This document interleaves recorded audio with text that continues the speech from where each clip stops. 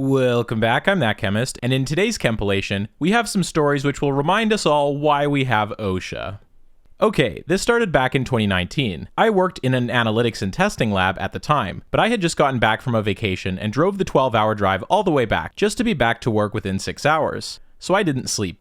My shift was from 7 p.m. to 7 a.m. By the time my shift in the lab was over, I had been up around 36 hours and had another 2-hour drive ahead of me, where I was the head of the carpool. Anyways, by the time I got back to my own lab, I was exhausted. I'd previously made some white phosphorus by heating red phosphorus and distilling it into warm water. This is already a terrible story. This wasn't my first time doing this, and I'd made literal ounces of the white allotrope of phosphorus before.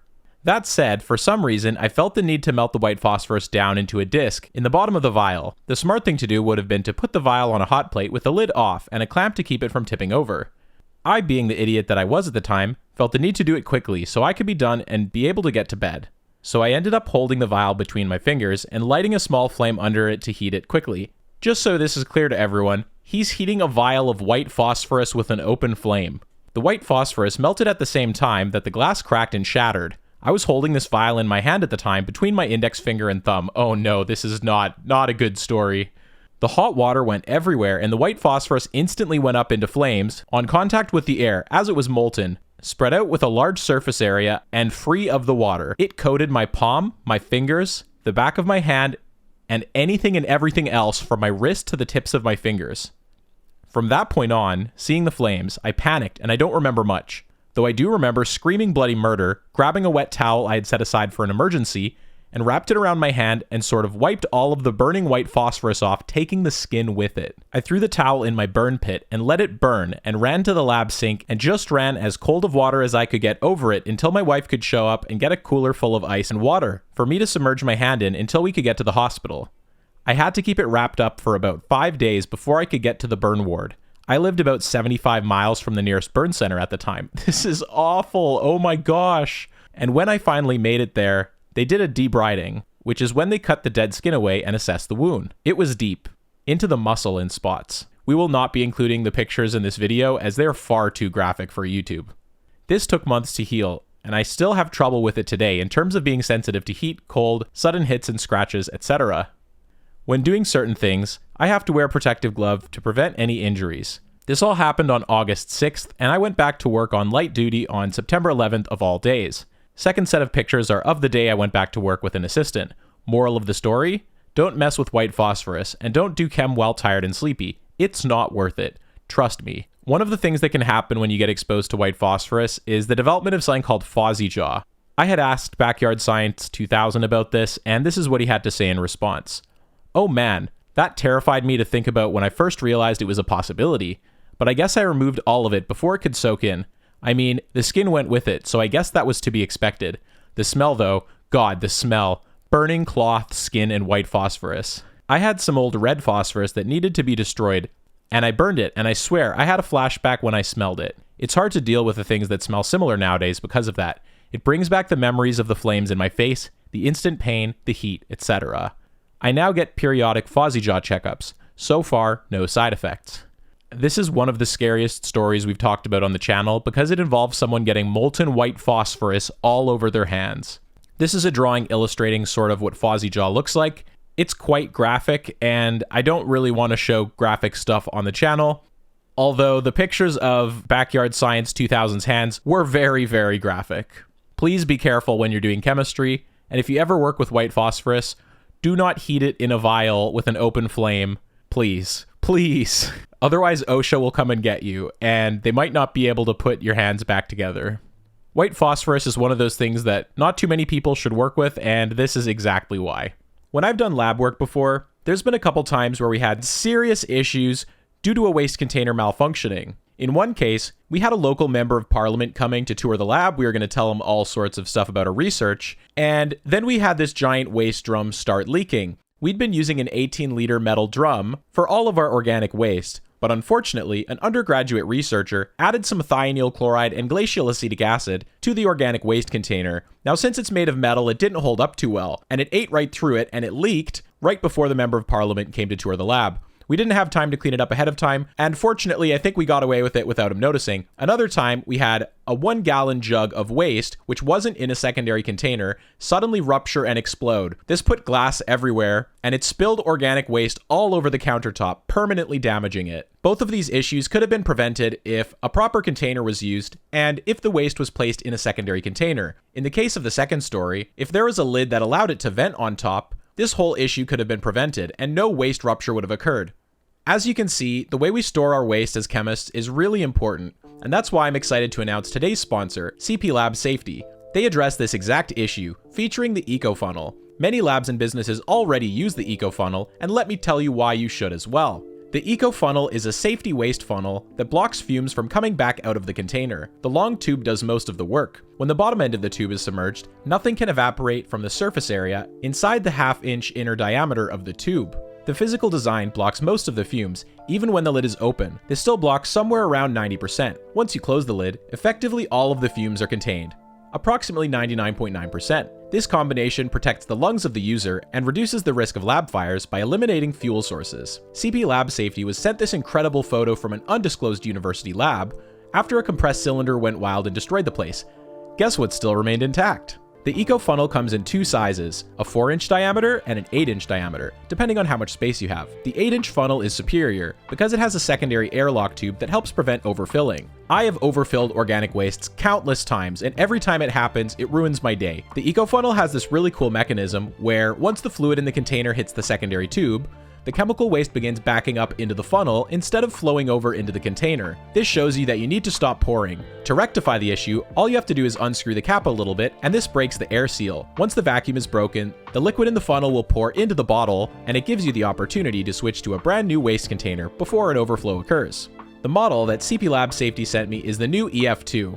You can buy the whole system, or you can just buy the funnel on its own. It's also worth noting that if you have your own waste containers that you like to use, the eco-funnel models are available to firmly attach to most common waste container necks. If you want to improve the safety of your lab with an OSHA-approved funnel and support a woman-owned small business at the same time, you can get a 10% discount site-wide using code THATCHEMIST10 at checkout. Using that code helps support the channel, and it lets CP Lab Safety know that you came from here. I want to thank CP Lab Safety for their support of this channel. I worked for a company that used methylene chloride to clean parts before applying thermoset plastics of some kind. This guy has some kind of really sticky unset plastic putty on his hands, and then just casually picks up a bottle of methylene chloride and drenches both of his hands in it and washes it off. The stuff's material safety datasheet page states that it's best to use other solvents if at all possible, because it's carcinogenic, neurotoxic, and can damage the kidney and liver, and it was eating through the neoprene gloves. Fun fact, it can also absorb through the skin, and the vapors can absorb through the lungs. That job was a joke. Methylene chloride is another name for dichloromethane, which is a frequently used solvent in the research lab, but it's something that you shouldn't be washing your skin with. And I've had it before where I got DCM on a glove, I left it for too long, and the glove swelled up, I didn't notice. And when I took the glove off, there was like a big blister underneath. I just started a new job in demolition in Denmark, and our first job is an old chemical lab from the 1920s. I would not want to do your job, sir. I am sorry to hear that. It's painted with Paris green on the outside, which is an arsenic-based pigment, and some lead paint on the inside. Basement storage is ankle-deep water at best, and solid shoulder-deep at worst, with all kinds of scary chemical bottles floating there, on the shelves and in the fridges. 3 of us wore 3 different kinds of gloves, so if one of us grabbed something and they started smoking, we got someone else to try and grab it with different gloves. This is so scary, oh my gosh.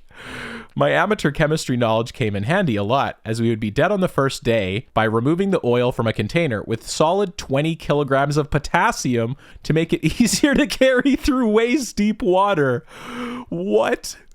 There's probably some radioactive stuff there too, and building is made like 50% from asbestos. I don't mind working there, as it's a nice challenge to figure out how not to get killed instantly, and I don't care about long-term effects as I'm terminally ill anyway. I'm sorry to hear that you're terminally ill, and it would appear that your username is quite appropriate for this story. I was working in a brickyard as a summer job a number of years ago. Another worker and I were standing as a forklift operator brought a pallet of paving stones into that section of the yard. He hit a bump about 2 meters away from us. Turns out, someone had taken a couple stones off the pallet and had cut strapping to do so. However, strapping was still holding on even though it was cut.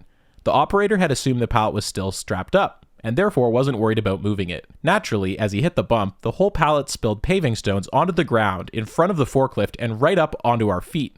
Thankfully, we were just far enough away that they were just hitting our toes and didn't blow out our shins. But I certainly was thankful for my steel toes. Remember, you may not think that it's likely that you'll make a mistake requiring PPE, but you can never underestimate the stupidity of others. This is a good point, because PPE is meant to protect you, but it can also protect you from things that other people do. If you're working in a lab, this kind of thing happens where someone else's reaction goes wrong, you're the closest one, sometimes you have to deal with it, and if that happens and you're not wearing proper PPE, you'll wish you were. Not chemistry related, but it's definitely possible to mess up for a value more than your salary in the factory I work in. We got some custom parts that get labeled differently than normal. The guy that's supposed to sort it and make sure it's set up for the line can't find what units they're for, so he tells the forklift they don't need them and to throw them away. It was about a day's work split across 3 lines, all useless now. The value of just the material was around $40,000, and then you add in that the lines won't be able to work the day after. All of those units are going to be late, as well as the fact that our supplier is already super behind, and the intangible cost is probably at least $80,000, and they probably make closer to $55,000. That's quite an expensive mistake. I think one of the most expensive mistakes that I made was one time when we were moving into a lab. This is just when I was an undergrad still. We had to clean out a fume hood, and in that fume hood there was a bunch of vials of materials that we were supposed to clean and basically dump out any stuff that was in them, get rid of the molecular sieves, just as one of our cleaning jobs for the first day. As I hadn't done any research before this, I didn't know that you could have really, really tiny stir bars. The stir bars that we had in our teaching labs were relatively large compared to the ones that fit in vials, which are commonly referred to as flea bars because they're the size of a flea. So after doing research for the whole summer, at one point in time, my friend Mitchell and I were taught about flea bars because we started doing chemistry that required the use of vials, and the appropriate way to stir a vial is with a flea bar. Both of us looked at each other in this moment and we realized that the first day when we were cleaning out our fume hood and we had to dump out all of those vials, they had these little balls that are called molecular sieves in them. They help dry out water from reactions or if something's being stored in there. And we thought that these weird rectangular prisms were also mole sieves. They were just a weird shaped mole sieve. So we chucked out probably like 30 flea bars that day. And once we realized that we threw that many out, we were quite distraught as our lab didn't buy a lot of them. So yeah, if you're not sure what something is, I guess ask people in your lab what they are so that you don't throw out 30 precious flea bars. Because man, running 30 reactions in parallel, that would have been a dream. And I was never able to do it again after that because we never had that many flea bars in the lab. Too little, too late. My dad was an electrical engineering prof at a state university that helped run the clean room. One time, my father found another professor left a large container of silane, SiH4, in a plastic bin outside of the clean room. The university had let go the safety technician, so he left the silane at the dean's office. Legendary stuff. He retired a few years later, and this incident was part of the reason. Silane is a really toxic gas, and it's extremely flammable, and it's also unstable, so leaving this outside of a lab just in an office is definitely a reason someone could get fired. I guess for the electrical engineers, they were using this to put silicon on surfaces because silane can be used for depositing silicon. The next story is from another chemistry YouTuber from the channel Lab Coats. I suppose it's about time I told the story of how I almost burned my house down with one of the most non-flammable materials imaginable, silica gel. Roughly a year ago, was following a paper detailing the extraction and purification of resin ferrotoxin, and one of the steps it mentioned was column chromatography. The document called for a silica gel column, but I didn't feel like spending $50 on lab-grade silica, so I settled on using unscented crystal kitty litter, as one does. However, after blending up my kitty litter... This is one of the most cursed sentences of all time. However, after blending up my kitty litter into a powder, I noticed it had a bunch of those nasty blue flecks that many manufacturers include, and I was worried about contamination. So in an effort to clean things up, I washed the silica gel with water, acetone, and finally, the cheapest non-polar solvent I could find in my garage, gasoline. Then, I left the resulting paste out to dry for about a week, and after having all that time to evaporate, I believed with my whole heart that all of the residual solvent had evaporated. Boy, was I wrong. To get rid of the last bit of moisture, I decided it would be best to cook it out over an open flame. So I poured everything out onto an aluminum foil tray, spread it out, and proceed to roast it in our one and only food-safe grill. I left for 5 minutes, came back to check on everything, and found the whole thing engulfed in a thick, dark smoke. Evidently, clumping cat litter likes to hold on to gasoline just as much as cat urine. I ran to get the hose, and after spraying everything down, All that was left on the grill was the melted remains of my makeshift aluminum foil tray. Needless to say, my project was delayed slightly, and I had to repaint the scorched side of my house. I would say column chromatography isn't too well suited for YouTube, unless you're going to run columns properly, like the way Chemiolis does. So what can we learn? 1. Don't cook kitty litter soaked in gasoline near an open flame, even if it looks dry. 2. Don't let me use your grill. Zach, I won't let you use my grill. I won't let you do any selenium chemistry in my trunk. And I beg you, please don't do any tellurium chemistry. Even if you get a Kia Telluride, don't do it. One time, I was working with concentrated sulfuric acid, and I had a hot plate I accidentally left on and maxed out at 500 degrees Celsius. What kind of hot plate do you have that goes to 500 degrees Celsius? I've never had a hot plate that goes that hot. That's like a concerningly hot temperature. Most chemistry happens at like 100 to 200, so going to 500 is pretty overkill. I accidentally got a small amount of 94 to 96% sulfuric acid on the hot plate. Immediately, thick white smoke billowed from the plate, filling the room. I did my best to hold my breath as I ran the plate outside, burning my hand fairly badly. Yeah, if it's 500 degrees Celsius, oh my gosh. Then going back in to open the window and bring a fan in. I have no idea how much sulfur dioxide and sulfur trioxide I was exposed to, but frankly, I'd rather not know. Maybe this is why hot plates don't go this hot, because 500 degrees Celsius is like dangerously hot. There's very few reactions you would need to do on a hot plate that get that hot, at least in the modern age. If I'm reading a paper and I see any reaction that requires upwards of 300 degrees Celsius, that's already an F tier paper, and going to 500 is like mega F tier. So F tier for F that. As I'm sure you know, petrochemical manufacturers use HF. When a hurricane hit, their facility was flooded. The hazmat company I worked for was called in to clean the unknowns. Oh my gosh, I was not prepared, nor can anyone ever be prepared to clean up HF. Now, almost 22 years later, I'm still dealing and forever will with the effects that it has done to me. The Special Services Division of the hazmat company is long gone, but HF is forever. HF is a really scary chemical. People in the Discord like to refer to it as bone hurt juice, and every time I worked with HF, usually in the form of HF pyridine, I was very concerned. I could immediately feel the HF change the texture of my glove, and for that reason, I would use double gloves, most of the time.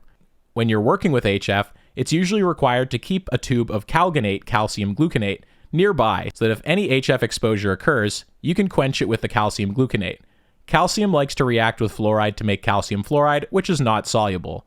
And if it doesn't get the calcium from the calcium gluconate, it's going to get the calcium from your bones or heart. So yeah, if you're working with HF, make sure you have a tube of calgonate calcium gluconate. Otherwise, your body's going to have to provide the calcium itself. Not a chemist, but a biologist. I work in a CRISPR gene editing lab, and a common procedure in all cell biolabs is storing cells in liquid nitrogen tanks. The tanks have to be refilled periodically. The proper procedure is to go up to the liquid nitrogen room in the basement, collect some in a dewar, bring it back up, and pour the fresh liquid nitrogen into the tank. This was incredibly tedious because the dewar that we had only held around 20 liters max, and we usually needed 4 trips to fill the huge tank.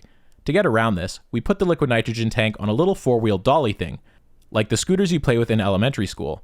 Bring the whole tank downstairs, fill it up, then bring it back up, which saves a whole ton of time. One day, my PI and I finished refilling the tank, and we were wheeling the tank back onto the elevator. One of the wheels of the dolly got caught in the gap between the elevator and the floor. Oh no, he was pushing it from the top, which caused the entire tank to tip over. No, this is terrible. This is why those giant dewars have wheels built into them, because stuff like this can happen, and this is terrible. Spilling liquid nitrogen into an elevator is horrifying. That is terrifying. How do you even know if the liquid nitrogen at the bottom of the elevator is gone? Can it freeze something? Who knows? The main reason you don't want to travel in an elevator with liquid nitrogen is because it's always off-gassing nitrogen, which can displace air, and so you can also suffocate. So I hope that there wasn't like a giant puddle of liquid nitrogen at the bottom of the elevator. Goodness sakes. The lid came off, spilling 100 liters of liquid nitrogen all over the elevator floor. The vapor coming off was so thick that we could barely see into the elevator. My PI rushed into the elevator to grab the tank. At this point, there's still maybe 2 centimeters of liquid nitrogen all over the floor. He picked it up and sprinted back to the liquid nitrogen room to refill it. Why would you refill it at this point? The tank is 80 pounds with the stuff inside of it, but in his adrenaline-fueled state, he made it look easy. I was still standing in shock by the elevator. The black rubber flooring of the elevator had begun cracking and lifting up. This kind of reminds me of that recent video from Nile Blue. And the white vapor had completely filled the hallway. Thankfully, no one was hurt, and my PI was surprisingly fine considering he had stepped into a puddle of liquid nitrogen. The lesson here: follow the proper procedures, they're there for a reason. And everywhere that I've worked has always dictated you cannot travel in an elevator with liquid nitrogen. So it's surprising that you were able to move a dewar of liquid nitrogen around on one of those little carts, because it doesn't sound like any EH&S would have approved that at any university I've worked at. Today's Yikes awardee is Daniel Hawker Smith. Okay, industrial explosion story. I was a lab tech working on a research and development project involving silicon powder, aka kerf. The silicon was first mixed with HF, scary, or other acids to remove oxides. Then, we dried the HF-soaked kerf under vacuum. Wrecked a few pumps doing this. Pumping HF into a vacuum is terrible. I don't know of any vacuum pumps that tolerate HF, but if you are, let me know down in the comments, because it sounds like people need them. Then I crushed up the dried kerf cake and mixed it with a catalyst. Very dusty process, or a full-face respirator with HF-specific cartridges. At least you have HF cartridges for your full-face respirator. I loaded the material in a small vacuum oven to be heated for many hours. Then, we scaled up the process. The new vacuum oven was huge, like the size of a shed. The diameter of the door had to be like 8 feet, made of thick steel. The vacuum pump for it was massive and had thick cast iron pipes. Truly a behemoth. So we load up this thing with hundreds of crucibles of processed kerf, seal it up and let it run. It's in an empty auxiliary building, and I'm in the lab analyzing product from small-scale runs.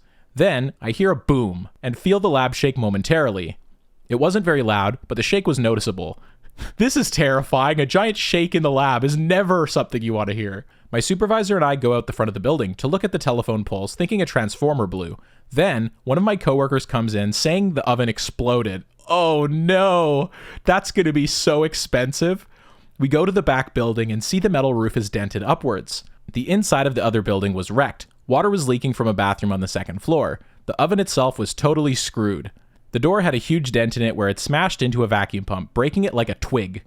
All of the heating elements shattered and the insulation crumbled to bits. Silicon dust and broken crucibles everywhere. The whole unit was bolted into the concrete foundation.